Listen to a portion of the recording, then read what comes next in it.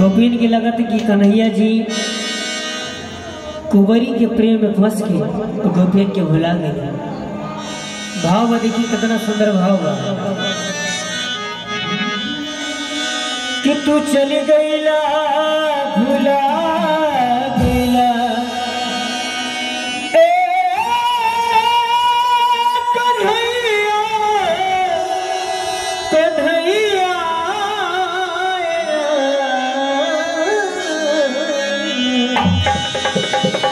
गोपीन के भाव बा। गोपी लोग बहुत तरीके कन्हैया कि तू चली गईला भुला गईला कि तू चली गईला भुला गईला हमरा आँखी के झुलवा झुला गईला कि तहरा प्यार में अरे सुख के काटा हो गई तू जाके दूसरा के बगिया में फुला गईला। देखिए गायकों के चाहे जो चीज भाव हो गए कि चाहिए। आइए जैसा कि पहचान है उमा शंकर का वही गीत से वही अपन पूर्वी के अंदाज में कह के बगैचे कि कवन कसूर हमसे भइले। गोपी लोग कहत रही कन्हैया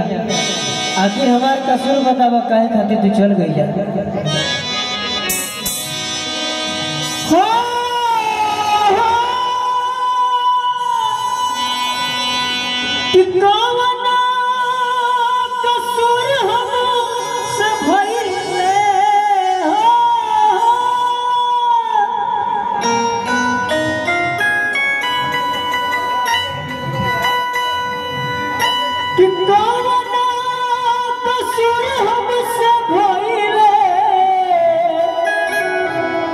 तबीरी जवा के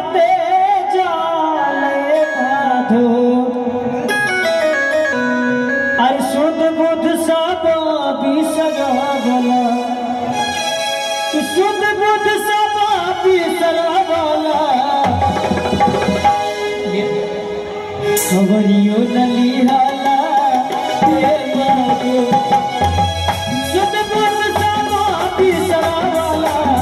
खबरियो नलिहाला देखिए ज्यादा टाइम न ले कम समय में ज्यादा सी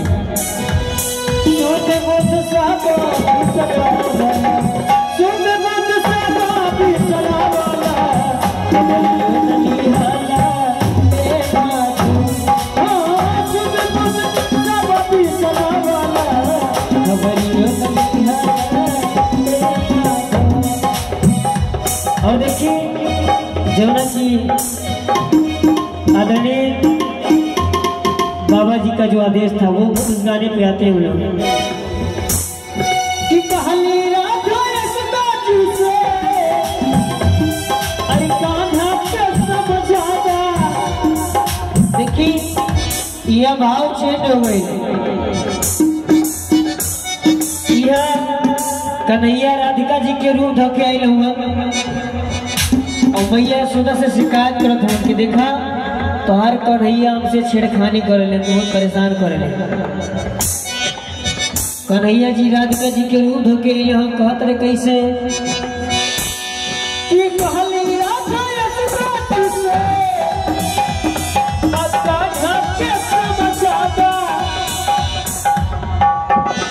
कि सच बात बतलावा तनी अब उनका के मनाता कि इतना बतिया पे कन्हैया झुरा गईले कि और या मुरी हमार मुरी पागले और मुरी हमार मुरी पागले कहले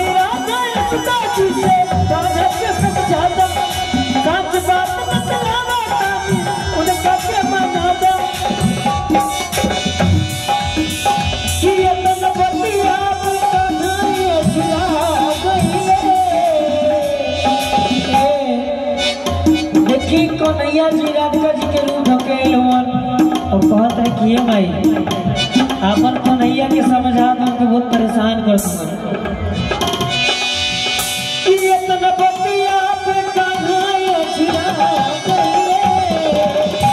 और यमुनी हमारा मोर का और यमुनी हमारा मोर का और यमुनी हमारा